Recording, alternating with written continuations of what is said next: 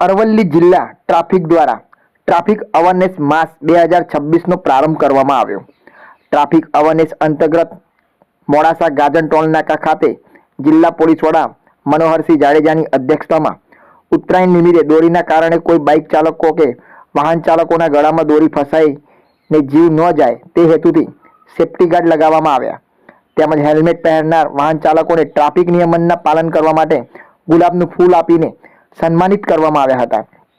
આ પ્રસંગે જિલ્લા ડીવાયએસપી વાઘેલા તેમજ જિલ્લા traffic PI Dhokadiya, Modasa rural PI KD Gohil સહિત જિલ્લાના હાઈવે પોલીસ સહિતનો સ્ટાફ હાજર રહ્યો હતો।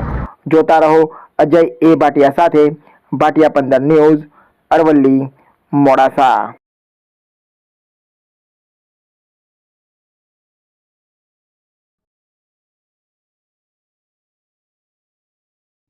અરવલ્લી જિલ્લામાં માર્ગ સલામતી મહિનાના ઉજવણીના સંદર્ભે અલગ અલગ અવેરનેસ કાર્યક્રમો ચાલી રહ્યા છે, જેમાં આજે અમે પ્રોટેક્ટિવ ગિયર, જે દોરીને કારણે જે લોકોને ઇન્જરી થતી હોય છે, ગયા વર્ષે આ હાઈવેને કારણે દોરીને કારણે એક ડેથ પણ થયેલું, તો એનાથી બચવા માટે થઈ અને પ્રોટેક્ટિવ ગિયર જે બાઇક ચાલક છે એને લગાવ્યા છે। ઉપરાંત જે લોકો હેલ્મેટ સાથે ટ્રાવેલિંગ કરી રહ્યા છે બાઇક ચાલકો, એ લોકોને અમે ગુલાબનું ફૂલ આપીને સન્માન કરવાનો એક પ્રયત્ન કર્યો છે। જાન્યુઆરી મહિનામાં આ ડ્રાઈવ સતત ચાલુ રહેશે અને એમાં અવેરનેસ એ મુખ્ય અમારી થીમ છે।